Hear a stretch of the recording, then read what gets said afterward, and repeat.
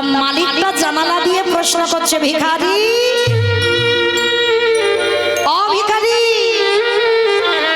তুই 5 বাড়িতে যাস, সরু মোটা আতপ চাল পাস। আরে ভিখারি, তোর এই সরু মোটা আতপ চালের, সিদ্ধ চালের স্বাদটা কেমন? ভালো করে বুঝবেন মা, বড় লোক একটা ভিখারিকে প্রশ্ন করছে, তোর এই ভিক্ষা করার চালের স্বাদটা কেমন? আরো পরিষ্কার করে বলি বাবা, কেউ যদি বাবা রেশনের চালের অন্ন পায়, রেশনের চালের অন্ন পাচ্ছে, আর একটা ধনী সে কি রেশনের চালের অন্ন পায়? সে কি করে? রেশনের চাল বাবা কাউকে দিয়ে দেয় বা বিক্রি করে দেয়, সরু সরু চালের অন্ন পায়। আর সেই সরু চালের অন্ন পাওয়া লোকটা যদি বাবা রেশনের চালে যে অন্ন পায়, তাকে যদি প্রশ্ন করে, আরে তোর এই রেশনের চালের স্বাদটা কেমন, তাহলে কি বলবে মা? তা ভিখারিটিকে প্রশ্ন করছে বড় লোকটা, তোর এই চালের স্বাদ কেমন? ভিখারিটি করজোর করে বলছে, বাবু কথাটা আমার সাজে না, কারণ তুমি তো বড় লোক আর আমি পথের ভিখারি কানা। তবু প্রশ্ন যখন করেছ, আমি উত্তরটা না দিয়ে থাকতে পারছি না বাবু। একান্ত যদি তোমার এই চালের স্বাদ বুঝতে হয়, তোমাকে তো 3 তলার উপরে বসে থাকতে হবে না, 3 তলা থেকে নিচের তলায় নামো, আমার মতো কাঙাল খো, আমার মতো 5 বাড়ির দাঁড়িয়ে যাও, সরু মোটা আতপ চাল পাও, সেই চালের নিজের রন্ধন করে প্রসাদ পেলে বুঝবে তার স্বাদটা কেমন। আমাদের শুধু কৃষ্ণ অনুরাগী, গৌর অনুরাগী, মাতৃমণ্ডলী, পিতৃমণ্ডলী, আহত নাহত ভাগত এই গ্রামবাসী বৃন্দ, যারা আমার রাধা গোবিন্দে, যারা আমার গৌর নিতাই রাতুল চরণ আশ্রয় গ্রহণ করেছেন, তাহাদের সবাকার চরণে রইল আমার কোটি কোটি দণ্ডন।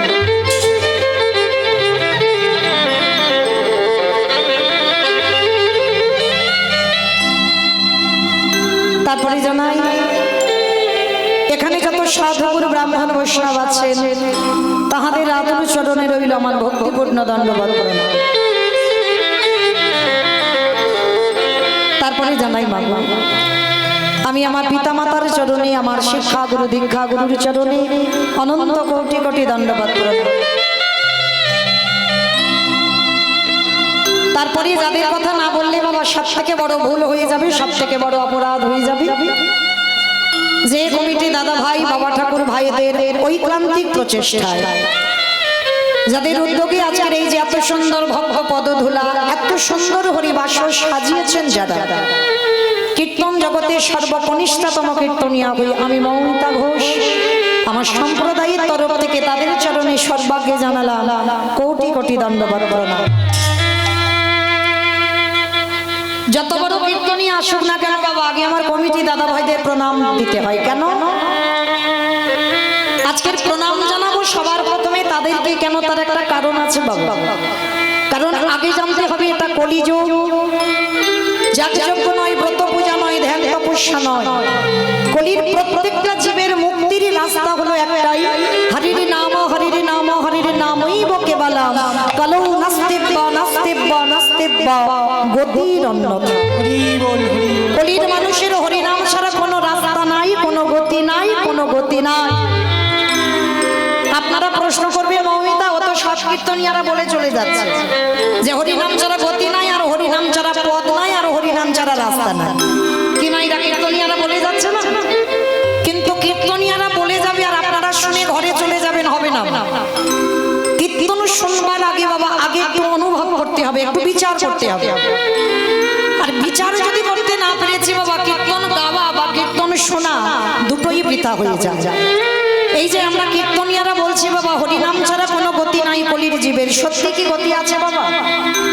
একটু ভালো করে তাকিয়ে দেখেন জগতের দিকে, হরিনাম ছাড়া যদি গতি থাকতো, একটু ভাবেন বাস্তবে, যে যত বড় ধনী হোক না কেন, যার যত অট্টালিকা থাকুক না কেন, যার যত অর্থ থাকুক না কেন, কেউ যদি সারা জীবনটা বাবা সোনার পালঙ্কেও ঘুমায়, কেউ যদি সারা জীবনটা দিল্লি বম্বে কাটিয়ে দেয়, তথাপি কিন্তু বাবা শেষের দিনে তোমার আপনেরা কেউ নয়। হরি বল হরি বল হরি বল।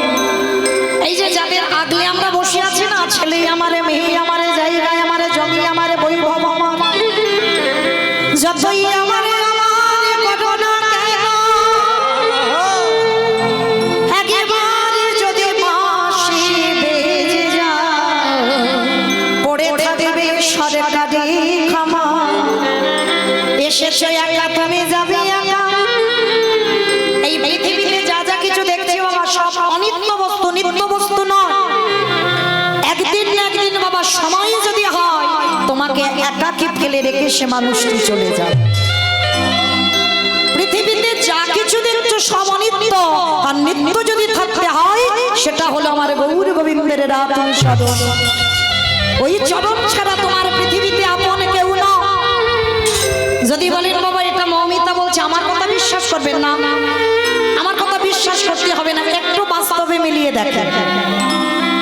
আচ্ছা শেষের দিনে যদি তোমার সবাই আপন হলো, দেখবেন মায়েরা আর একটা ঘন্টা পর মানে 7টা বাজে তো, আর 8টা যখন বাজবে এই এতজন ভক্ত থাকবে বাবা। হয়তো একজনের কীর্তন শুনতে ভালো লাগছে বাবা, আর একজনের কোমরে এত ব্যথা বেশিক্ষণ বসতে পারছে না। একজন মানে কাছাকাছি বাড়ি থেকে এসেছে, তো যার কীর্তন শুনতে ভালো লাগছে না আর যার ভালো লাগছে, তা যার ভালো লাগছে না সে চলে যাবে, সে একজনকে ডেকে বলবে ও দিদি চল না, দুজনে একসঙ্গে এসেছিলাম মৌমিতার কীর্তন শুনতে, চল রাত হয়ে যাচ্ছে এবার একটু বাড়ির দিকে হাঁটি চল। তাহলে আজকে তোমাকে বলছে তুমি তার সঙ্গে চলে যাচ্ছ, আর যেদিন তোমার আসল ঘড়ি ডাক আসবে একবার কাউকে ডেকে দেখো তো, দিদি চল না জলের ঘাটে যেতাম, বাজারে যেতাম, মৌমিতার কীর্তন শুনতাম, চল না দুজনে একসঙ্গে যাই, একবার ডেকে দেখো। কত সোজা নয়, এসেছো একা তুমি যাবে একা। তোমার শেষের দিনে শুধু তোমার ভজনটুকু, তোমার কর্মটুকু সঙ্গী হবে, আর তোমার কেউ সঙ্গী হবে না। তবে হ্যাঁ একটা গ্যারান্টি হরিবাসরী দিতে পারি মা, একজন তোমার সঙ্গী হবে। কে জানো? জানি না আপনাদের এটা মুর্শিদাবাদ তো, মুর্শিদাবাদ তো বাহ। আচ্ছা আপনাদের মুর্শিদাবাদ এলাকায় নিয়ম আছে কিনা জানা নেই, তো মানুষ যদি মরে যায় বাবা, ওই যত বড় লোক হোক না কেন আর যত গরিব হোক না কেন, একটা জিনিস তাকে ভাড়া করতে হবে, খোল আর করতাল। ওই পিছনে বাজাতে বাজাতে যাই না, বলো হরি বলো হরি। কি মাইরা আপনাদের এই মুর্শিদাবাদ এলাকায় নিয়ম আছে? বাবা তাহলে একটু বুঝতে সুবিধা হয়। আমার ডায়মন্ড হারবার এলাকায়ও নিয়ম আছে, মানুষ মরে গেলে কিছু দাও বা না দাও ভাড়া করলে বাবা খোল করতালটা ভাড়া করে বাজি বাজি যেতে হবে। আচ্ছা বাবা এই জায়গাটা একটু বিচার করে, ঠাকুর বিসর্জন হচ্ছে মানে প্রতিমা বিসর্জন হচ্ছে, তখন বড় বড় ডিজে বক্স বাজছে, তাই না? তাহলে যেদিন আমাদের দেহ বিসর্জন হবে সেদিন একটা ডিজে বক্স বাজিয়ে গেলে হতো না? হতো তো। তাহলে কেন হচ্ছে না? এই জায়গাটাই জগৎ শিক্ষা কি পাচ্ছে না? শেষের দিনে বাবা ডিজে বক্স বাজবে না, শেষের দিনে তোমার সঙ্গে একজন হবে, এই হরি নামে যাবে আমাদের দেহ। তাহলে বাবা এই হরি নাম ছাড়া যখন জগতের জীবের কোনো গতি নাই। কীর্তনের প্রারম্ভে আমার কমিটি দাদা ভাইদের প্রণাম করি, আজকে লীলা কীর্তন শুরু হবে। তো মায়েরা চৈতন্য মহাপ্রভু আমার নবদ্বীপের মাটিতে এসেছে, লক্ষ্য করে দেখেন যিনি সত্যতি নারায়ণ, ত্রেতাতে রামচন্দ্র, দাপরে কৃষ্ণ, আর কলিতে হলেন শ্রীকৃষ্ণ চৈতন্য মহাপ্রভু। আচ্ছা মায়েরা একবারের জন্য ভেবে দেখেছে সত্য যুগে ভগবান বড় লোক হলো, ত্রেতা যুগে ভগবান বড় লোক হলো, দাপরে যুগে ভগবান বড় লোক হলো, কিন্তু কলিকালে ভগবান আমার কাঙাল হলো কেন? একই ভগবান, চারটে যুগ একই ভগবান, কিন্তু কলিযুগে ভগবান যাকে দেখতে পাচ্ছে বাবা তার হাতে ধরে বলছে তোরা একবার কৃষ্ণ বল, যাকে দেখতে পাচ্ছে তার চরণে লুটিয়ে পড়ে বলছে তোরা একবার কৃষ্ণ বল। কেন? ভগবান হয়ে বাবা তিনি কিসের জন্য আজকে ধুলাই গড়াগড়ি যাবে? ভগবান হয়ে কিসের জন্য আমাদের মতো ভক্তদের চরণ ধরে বলবে কৃষ্ণ বল? কারণ আছে গো। কারণ যদি না থাকতো আমার ভগবান এই নবদ্বীপের মাটিতে সুরধনী গঙ্গার তীরে ধুলাই গড়াগড়ি যেত না। তাহলে কারণটা কি? এই কারণের কথা জানতে গেলে বাবা সবাইকে একটুখানি বৃন্দাবন যেতে হবে। ঘটনাটা ওখানেই ঘটেছিল, যার জন্য আমার চৈতন্য মহাপ্রভু বাবা ধুলাই গড়াগড়ি দিচ্ছে আর হরি বল বলে খাচ্ছে। তাহলে ঘটনাটা কবে ঘটলো? যেদিন বাবা শ্রীমতী রাধারানী সখীগণ পরিবৃতা হয়ে বসে আছেন, আর আমার প্রাণ গোবিন্দ ছুটে এসে আমার রাধারানীর চরণে লুটিয়ে পড়ে বলছে, রাধে ও রাধে, একটা কথা জিজ্ঞাসা করবো, বলো বধূ কি কথা? আচ্ছা রাধে, এই জগতে হাজার হাজার মানুষ, লাখ লাখ মানুষ, কোটি কোটি মানুষ আছে, কিন্তু এই যে হাজার হাজার মানুষ রইল, সবাই আমায় ডাকে, সবাই আমায় ভালোবাসে, কিন্তু জানো রাধে, তাদের হাজার ডাকে আমি একবারের জন্য সাড়া দিই না। ভালো করে শুনবেন মায়েরা, খুব দামি প্রশ্ন। এই প্রশ্নটা আমার গোবিন্দ রাধারানীকে করছে না, এই প্রশ্নের উত্তরটা আমাদেরও জানা প্রয়োজন। এই যে আজকের আমরা বহু ভক্ত বাবা উৎপন্ন একাদশীর উপবাসে বসে আছি, তাই না? কতজন করেছেন একবার দেখি হাতটা তোলে তোলে দেখি, উৎপন্ন একাদশী কারা কারা করেছে? বাহ বাহ বাহ, বহু ভক্ত, বেশ বেশ। তবে মায়েরা অবশ্যই আজকে তো এই একাদশীর মাহাত্ম্যটা অবশ্যই বলতে হবে, যেহেতু আজকের একাদশীর ব্রত করে আছি, বলবো একটু পর। তো চলেন আজকের বাবা, এই যে ভগবানকে আমরা এত সাধ্য সাধনা করে সারা দিন রাত, কত অনাহারি অনিদ্রায় সারা রাত জাগরণ করে এই যে আমরা ভগবানকে ডাকি, তাহলে প্রত্যেকের মাথায় কি একবারও এই প্রশ্নটা আসে না যে এই যে আমরা এত ডাকি, ভগবান আমাদের ডাকে সাড়া দেয় না, আর রাধারানী যদি একবার ডাকে, ভগবান মন্ত্রপুত ফণির মতো কেন তার চরণে ছুটে আসে? কি মাইরা, রাধারানী তার 8 জন সখী যদি একবার কৃষ্ণ বলে, মানে আমার ভগবান পৃথিবীর যে প্রান্তে থাকুক না কেন, পাগলের মতো বাবা মণিহারা ফণির মতো রাধার চরণে ছুটে আসে। তা গোবিন্দের প্রশ্ন এই জায়গায়, রাধে জগতের ডাকে আমি যাই না, আর তুমি ডাকলে আমি থাকতে পারি না কেন? সবাই তো ডাকে, আরে ডাকের মধ্যে পার্থক্যটা কোথায়? রাধারানী বললেন, বধূ হে, তোমার এই চরণে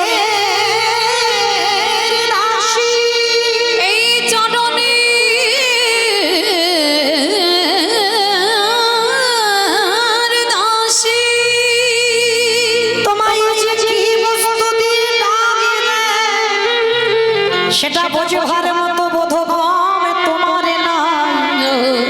ভগবান কথাটা শুনে বাবা চমকে, বলো কি তুমি?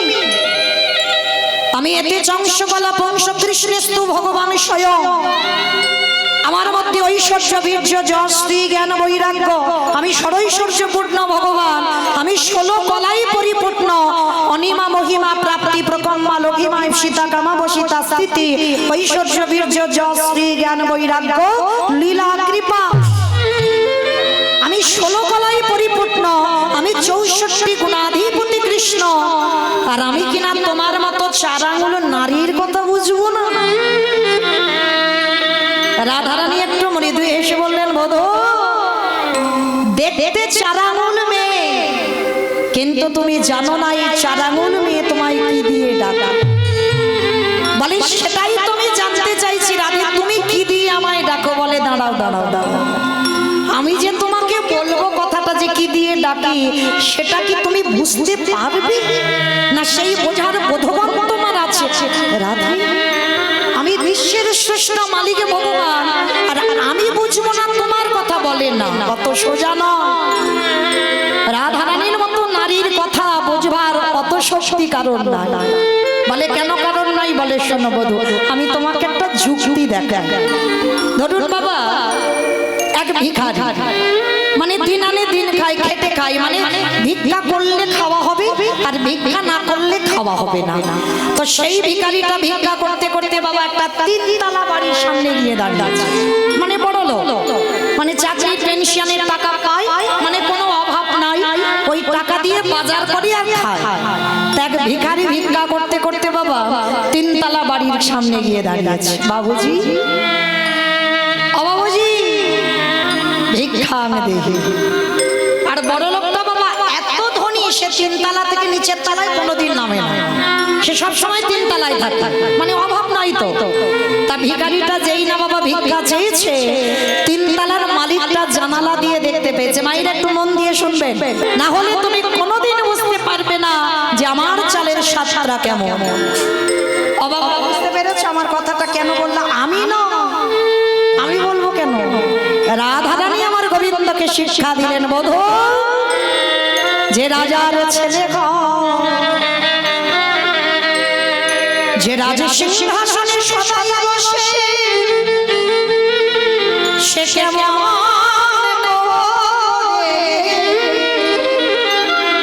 কেমন করে প্রজাদের অভাব বুঝিতে পারে। বধূ গো,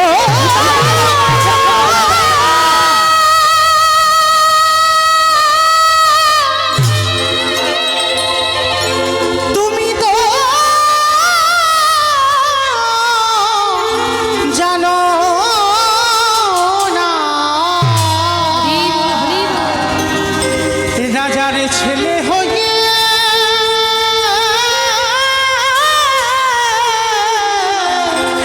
দুঃখীর দুঃখ বোঝা যায় না। রাধারানী বলছে, বধূ, তুমি আমি যে কি দিয়ে ডাকি তুমি বুঝতে পারবে কি করে? বলে, রাধে, আমি কেন বুঝতে পারছি না? বলে, বধূ, তোমার মধ্যে 64টা গুণ আছে, কিন্তু একটা গুণ না। আমার ভগবানের সব আছে গো, আমার ভগবানের একটা জিনিস ছিল না। সেটা কি? যেটার নাম হলো মা ভক্তি। ভগবানের ভক্তি ছিল না। রাধারানী প্রশ্ন করছে, তোমার ভক্তি নাই, তুমি বুঝবে কি করে কি দিয়ে ডাকা? রাধে, আমার মধ্যে ভক্তি নাই, তাহলে বলো রাধে, আমি কোথায় গেলে ভক্তি পাবো? বলে, বধূ, চলে যাও এই জগৎ সংসারে যারা নিষ্কিঞ্চন বৈষ্ণব। অপরাধ নেবেন না বাবা, এই যে নিষ্কিঞ্চন বৈষ্ণব কেন বললেন? জগৎটা বাবা নকলে তো ভরপুর, তাই না?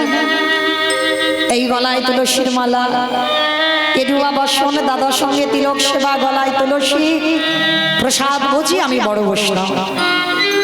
ত্রিনাদ পিছনেছিল তরিব সহিষ্ণু না, অমানি নামানো দেন কীর্তনীয় সদা। হরি বল, হৃদয়টা ঘাসের থেকে আরো নরম করো। হাজার কটু কথা বলবে, বিনিময়ে যেন তুমি জোর গলায় একটা কথা না বলো।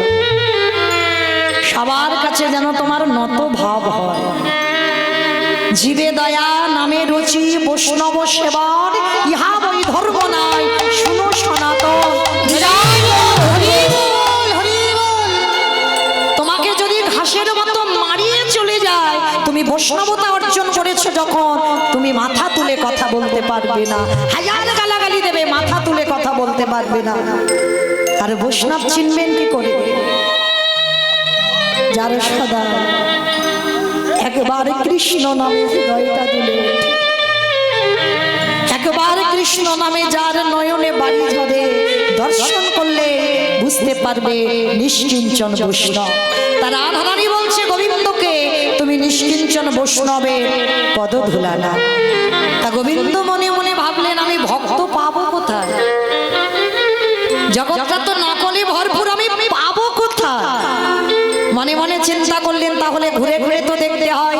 ভগবান ঘুরতে ঘুরতে বাবা একটা জায়গায় পৌঁছে গেছে। কোথায় জানো? যে জায়গাটার নাম হলো হস্তিনাপুর।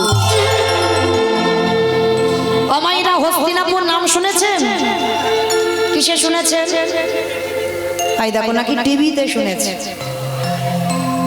কিসে শুনেছেন? মহাভারত। মহাভারতে হস্তিনাপুর।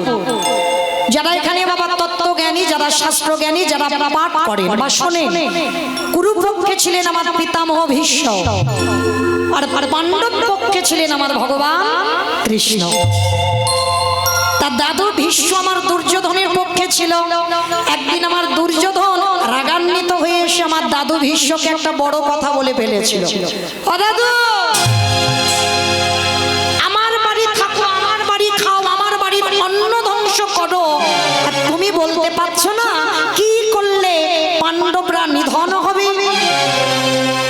মনে রাখবেন বাবা, কোনো ব্যক্তিকে যদি খাইয়ে তুলনা দেওয়া যায়, এর মতো বড় দুঃখ আর পৃথিবীতে কিছু হয় না। তা পিতামহ ভীষ্ম করজোর করে দুর্যোধনকে বলেছিল, দুর্যোধন, এত বড় কথা তুমি বলতে পারলে?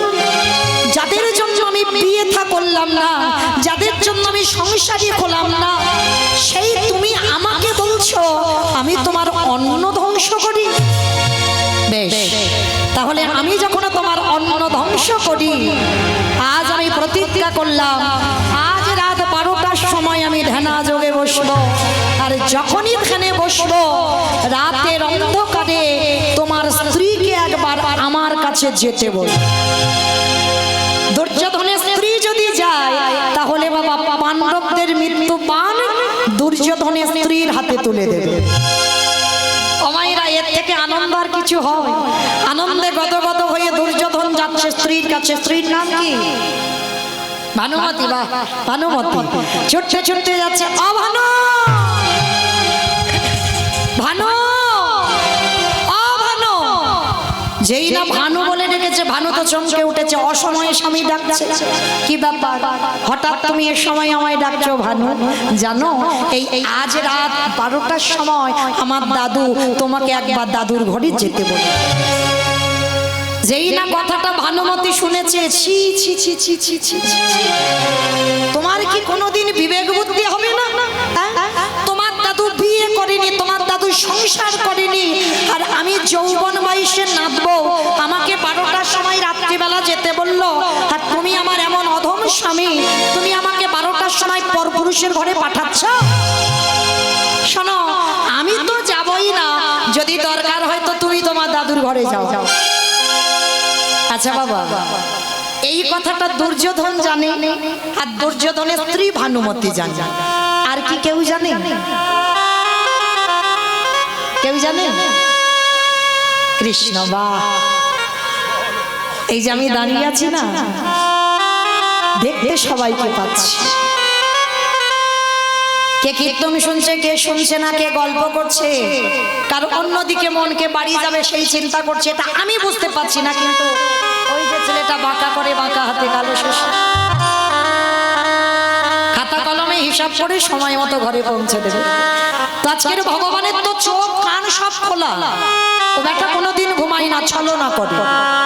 আজকে রাত 12টায় যাওয়ার কথা, দুর্যোধনের স্ত্রী যাবে না, তাহলে দুর্যোধন জানে, ভানুমতি জানে, আর ওদিকে আমার ভগবানের কানে খবরটা চলে গেছে। মনে মনে চিন্তা করছে, এই তো সুযোগ, আর এই সুযোগে আমাকে একটা কাজ গুছাতে হবে। রাত 12টায় যাওয়ার কথা, এখন বাজে ঘড়ির কাঁটা রাত 11। রাত 11টার সময় ভগবান যাচ্ছে কোথায়? সখী,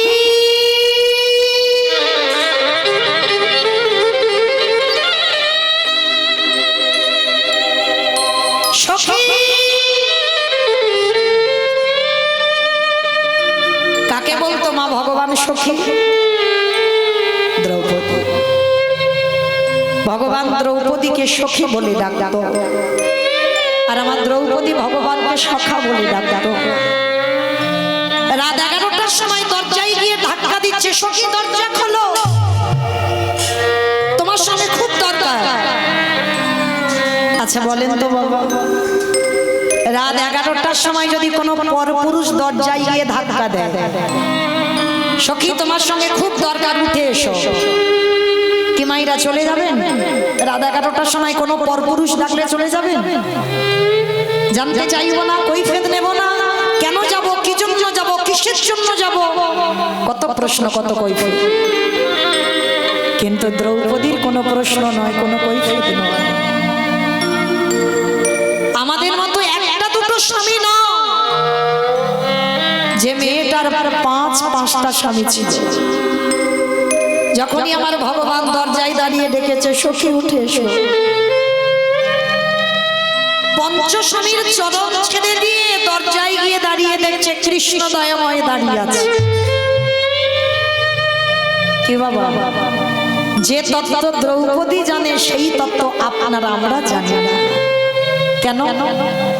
ভগবান যদি একবার কারোর নাম ধরে বাঁশি বাজায়, কেবল বন্ধু কেবল বন্ধ, সকল মায়া ছিন্ন করে আমাদের চলে যেতে হবে। ভগবান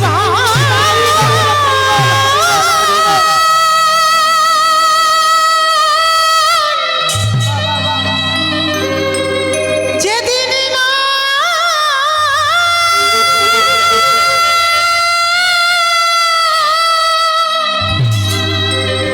নামে ধরে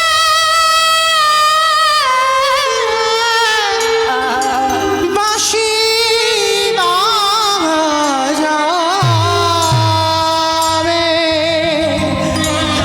কি বলে বন্ধু কি বলে বান্ধব, সকলই ছেড়ে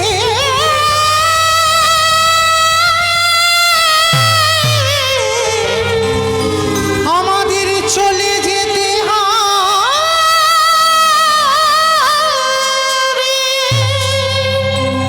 ভগবান যদি একবার বাঁশি বাজায় মা, আর কীর্তন গাওয়া হবে, আপনারা বসে কীর্তন শুনতে পারবেন?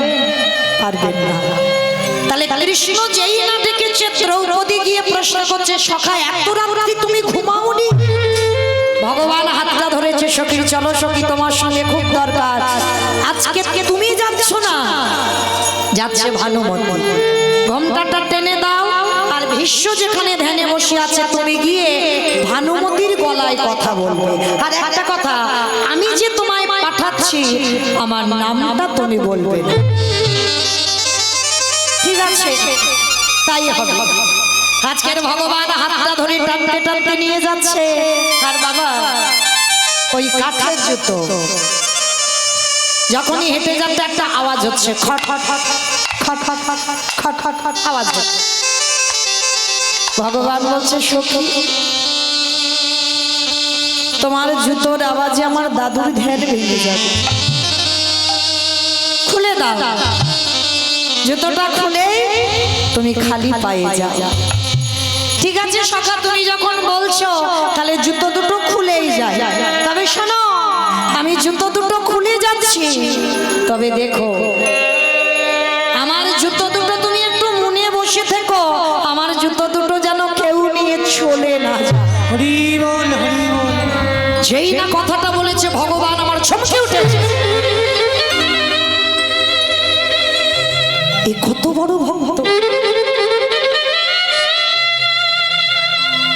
আমার কাছে ওর জুতোর দায়িত্ব দিচ্ছে।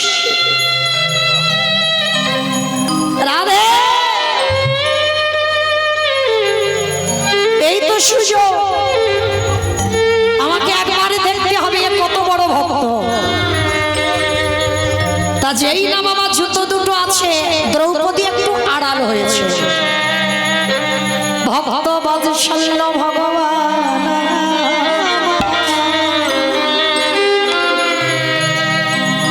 যেই না দ্রৌপদী আড়াল হয়েছে, কৃষ্ণ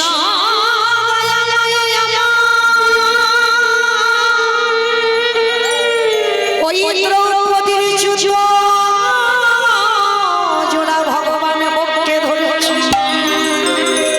যে ভগবানের ভক্তি ছিল না, যে ভগবান কোনোদিন কাঁদতে পারত না, যেই না জুতো দুটো বক্ষে ধরেছে, যে ভগবানের প্রেম ছিল না, যে ভগবানের ভক্তি ছিল না, যেই না জুতোটা ধরা, ভগবানের চোখ দিয়ে আপনি থেকে নয়নের বাড়ি বিগলিত করছে।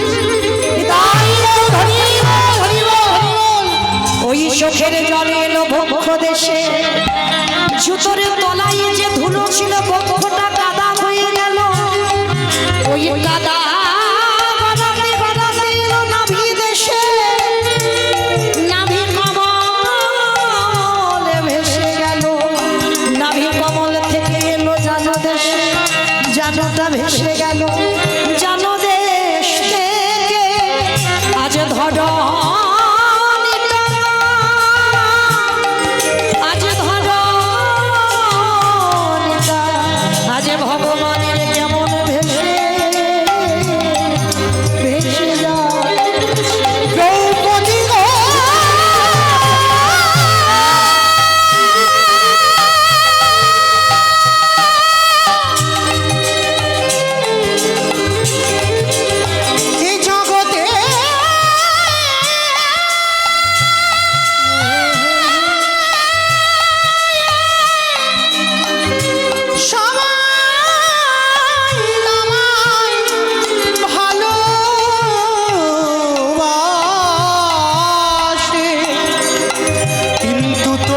মতো করে আমায় কেউ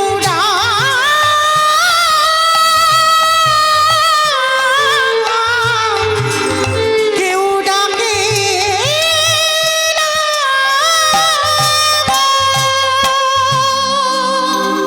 যে ভগবানের ভক্তি ছিল না বাবা, জুতোটা যেই না কৃষ্ণ আমার বুকে ধরেছে, আপনি থেকে নয়নে বাড়ি ধরছে। আড়ালে দ্রৌপদী দেখতে পেয়েছে কৃষ্ণ জুতো ধরে কাছে ছুটে এসেছে, সখা শেষ পর্যন্ত তুমি চুরি করলে। তুমি চুরি করলে কেন? তুমি তো চাইতে পারতে, চুরি করলে কেন? সখা তুমি যদি চাইতে আমি কি না করতাম? আমি তো তোমায় দিয়ে দিতাম। ভগবান অপলক নয়নে দ্রৌপদীর বদন পানে চেয়ে আছে। সখী আমি চুরি করেছি। হ্যাঁ তুমি চুরি করেছো, তুমি তো চেয়ে নাওনি, আমার কাছে চাওনি, মানে তুমি চুরি করেছো। আচ্ছা সখী, আমি তোমাকে যদি বলতাম তোমার জুতো দুটো দাও, তুমি দিয়ে দিতে? কেন দেব না? কৃষ্ণ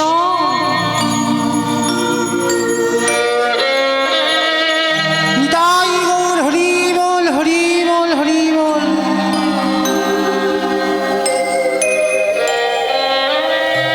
তুমি বোধহয় জানো না,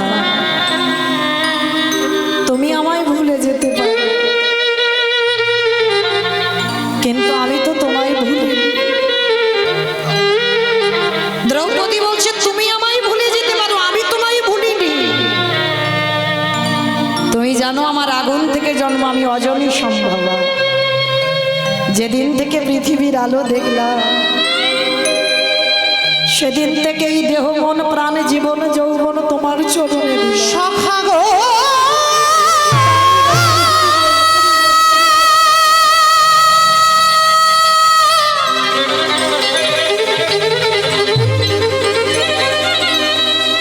আমার শৈশব থেকে এই যৌবন অবধি আমি যে কৃষ্ণ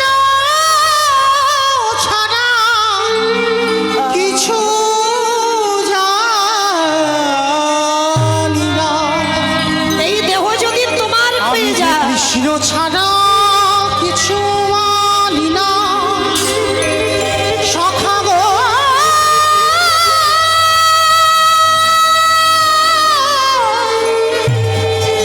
তুমি কি জানো না? এই দেহটা তো আমি তোমায় দিয়েছি।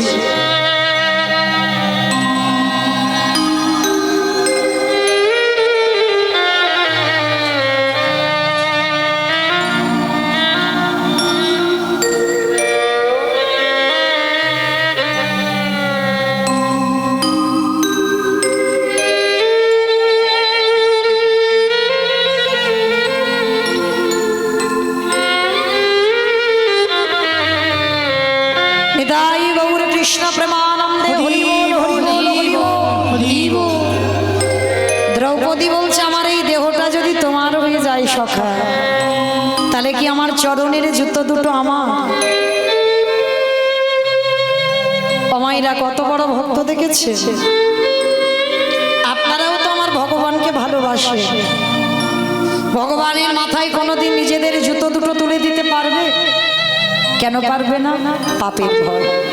কিন্তু দ্রৌপদী বলেছিল দেহ যদি তোমার হয়ে যায়, তাহলে এই পায়ের জুতো দুটো কি আমার? এ তো তোমার জুতো, তুমি ধরে কাঁদবে, তে আমার আপত্তি করার কি আছে? এইবার ভগবানের মাথায় দ্রৌপদী জুতো তুলে দিয়েছে। ভগবান মাথায় নিয়ে বাবা দাঁড়িয়ে দাঁড়িয়ে কাঁদছে। সখী তুমি দেরি করো না, এবার যাও।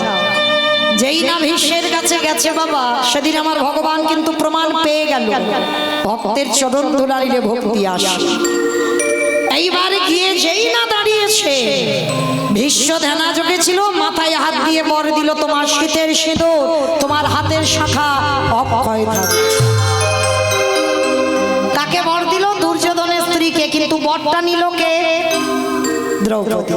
আর বাবা কৃষ্ণ বলে দিয়েছিল তুমি কিন্তু তোমার গলা বের করবে না, তুমি ভানুমতির গলা বের করবে। আর এত ভালো আনন্দের কথা, আর কি বাবা নকল গলা থাকে? দ্রৌপদী একেবারে আনন্দে লাফ দিয়ে উঠেছে। আর যেই না লাফ দিয়ে ওঠা, সঙ্গে সঙ্গে বাবা ভীষ্মের ধ্যান ভেঙে গেল, চমকে উঠল। কি দ্রৌপদী, এখানে কে তোমাকে আসতে বললো? এখানে তো তোমার আসার কথা নয়, এখানে দুর্যোধনের স্ত্রীর আসার কথা। সত্যি করে বলো তোমাকে কে পাঠিয়েছে? আর দেখবেন বাবা, চোর যখন ধরা পড়ে যায় তার অবস্থাটা দেখলেই বোঝা যায়, বোঝা যায় না? তা বারবার বাবা ওই দরজার দিকে তাকাচ্ছে কেন? ও বেটা তো ওখানে দাঁড়িয়ে আছে, আর ওই দরজা দিয়ে বলছে সখী তুমি আমার নামটা কিন্তু বলবে না, দাদু যেন বুঝতে না পারে। আর কৃষ্ণ আড়াল হয়েছে, আর দ্রৌপদী ধরা পড়ে গিয়ে বারবার দরজার দিকে তাকাচ্ছে। ভীষ্ম রেগে গিয়ে বলছে ওদিকে কি দেখছো? আমার দিকে তাকিয়ে বলো তোমাকে এখানে কে পাঠালো? কে যেন ভীষ্মের বিবেকে বলে উঠল ভীষ্মদেব। আচ্ছা বাবা, এই জায়গাটা ভাবেন, যার ইচ্ছা মৃত্যু, মানে ইচ্ছা করলে ভীষ্ম মরবে, আর ইচ্ছা যদি না করে ভীষ্মের মরণ হবে না, তাহলে সেই ভীষ্ম কি জানে না যে কথাটা আমি জানি, দুর্যোধন জানে, দুর্যোধনের স্ত্রী জানে, ওই কথাটা আরেকজন জানতে পারে? সেটাকে ভীষ্ম বুঝতে পারছে না। আর দ্রৌপদী দরজার দিকে বারবার তাকাচ্ছে, মানে ওখানে কেউ না কেউ আছে। ভীষ্ম ভালো করে বুঝতে পারছে, কিন্তু কেউ যেন ভীষ্মের মনকে বলছে ভীষ্মদেব যে চরণ পাবারে লাগি যোগী মনি ঋষি যুগ যুগ ধরে কাঁদে, আজ গিয়ে একবারে তুমি দরজায় দেখে এসো তোমার দরজায় কে দাঁড়িয়ে আছে। ভীষ্মের মন বলছে, এক পা দুপা করে দরজার কাছে গেছে, আরে আড়ালে গিয়ে দেখে না কৃষ্ণ চুপটি করে দাঁড়িয়ে আছে। ভীষ্ম গিয়ে ডাকছে কিরে, আমার দরজা তো খোলাই ছিল, তা দ্রৌপদীকে ভিতরে যেতে বললি, তা তুই বাইরে ওই রকম করে দাঁড়িয়ে আছিস কেন? তুই ভিতরে আয়, তুই বাইরে কেন? ভগবান বললেন ভীষ্মদেব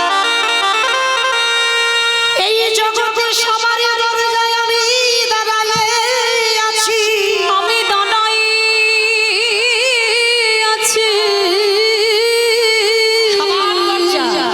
কোন দরজা বাবা? ইট বালি সিমেন্টে গাঁথা দিয়ে শালকাঠের দরজা না, এই রক্ত মাংসে দেহ ভরা এই যে ঘর, এই ঘরে আমার কৃষ্ণ কথায় বাম দিকে হাত দিয়ে দেখেন ধপ ধপ ধপ, যেটাকে ইংরেজিতে হার্ট বলছে, ওটাই তো কৃষ্ণ।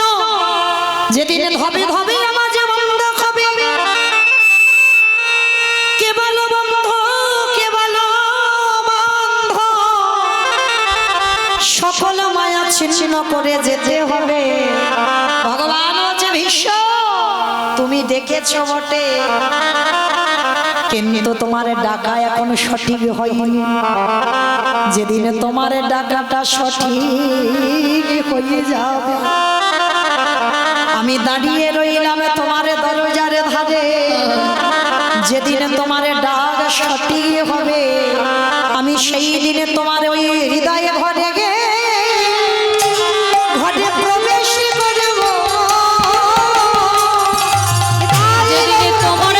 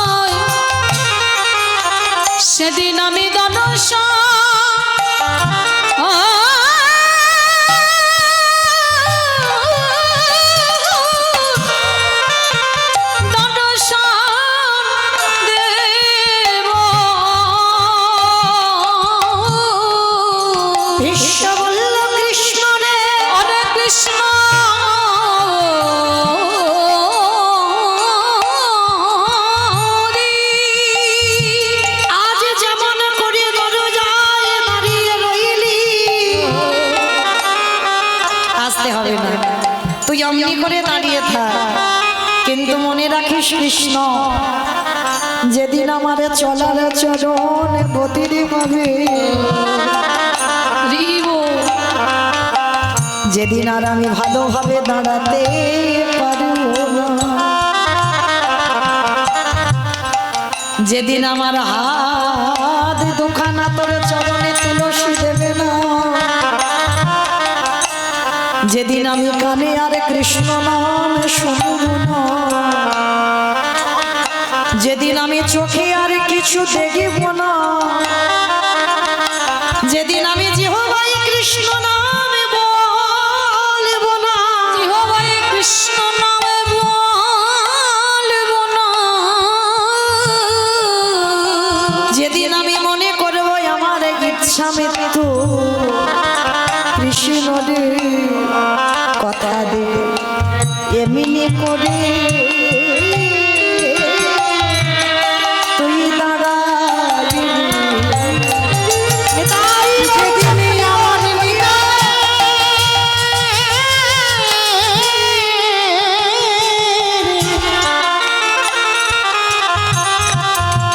আমার নিদানের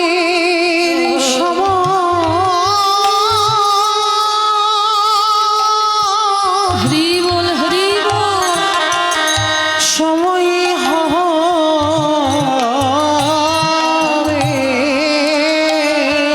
সেদিন এমনি করে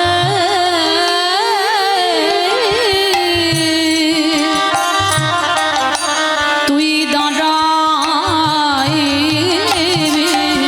ওরে কৃষ্ণ রে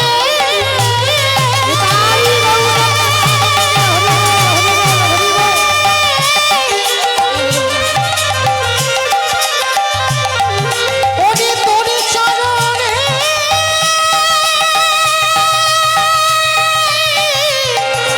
জানালে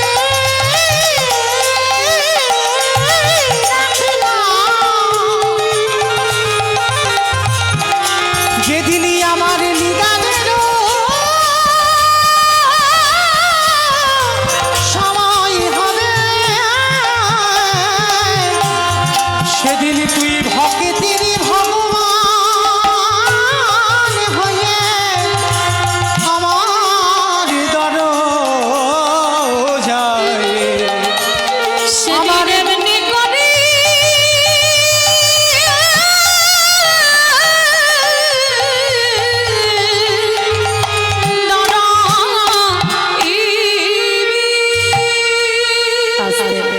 তাহলে সেদিন আমার ভগবান প্রমাণ পেয়ে গেল বাবা, প্রকৃত ভক্তের চরণ নিলেই ভক্তি আসে।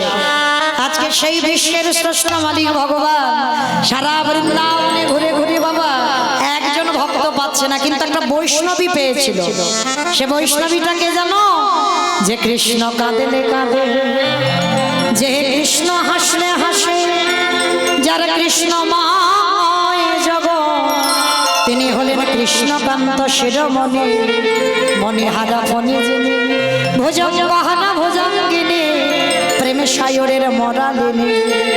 তিনি কে গো?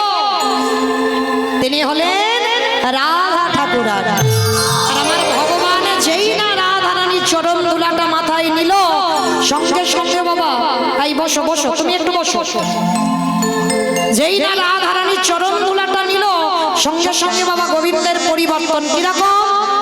বাঁকা ছিল সোজা হলো, বাঁকা ছিল সোজা হলো, চোরে ছিল সাধু হলো, চোরে ছিল সাধু হলো, মূর্খ ছিল পণ্ডিত হলো, মূর্খ ছিল পণ্ডিত হলো, চুলে ছিল নাড়া হলো, চুলে ছিল নাড়া হলো।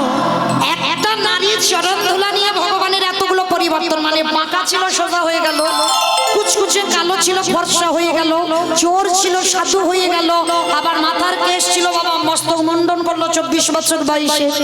তা যেই না এত পরিবর্তন, ভগবান মনে মনে চিন্তা করছে, তাহলে একটা নারীর পদধূলা নিয়ে যদি আমার এত পরিবর্তন হয়, এইবারে যদি হাজারো বৈষ্ণবের চরণ ধুলা পাই, না জানি আমি ভগবান কত রূপ পরিবর্তন হবে। তাই লোভে বশবর্তী হয়ে শ্রীরাধা প্রণয় মহিমা কৃতিস্ব পানৈব সত্য জনাদ ভৌত মধুরিমা কৃতিস্ব বা মদীয় সক্ষম চস্য মদন ভাবত তদ ভবাট সমজনী সচিবর সিন্ধু হরিন্দ সেই গোবিন্দের গো আর শ্রীমতী রাধা রানীর রানী ভগবান কি করলো গো রাধা কৃষ্ণ একাত্মা দুই দেহ ধরি অনন্য বিলাসের রস আস্বাদন করে এই দুই ভাবে চৈতন্য ঘোষাল ভাবে রস আস্বাদিতে দোহে হে কোঠায় তাহলে রাধা কৃষ্ণ একাত্মা হয়ে গোবিন্দের গো শ্রীমতী রাধা রানীর রানী আজ গোড়া হয়ে নদিয়া আজ গোড়া হয়ে ডাকরারা আইলো ও গো রাধে কৃপা করো বলে দেখো গোড়া হয়ে দাঁড়াইলো ওই না ভক্ত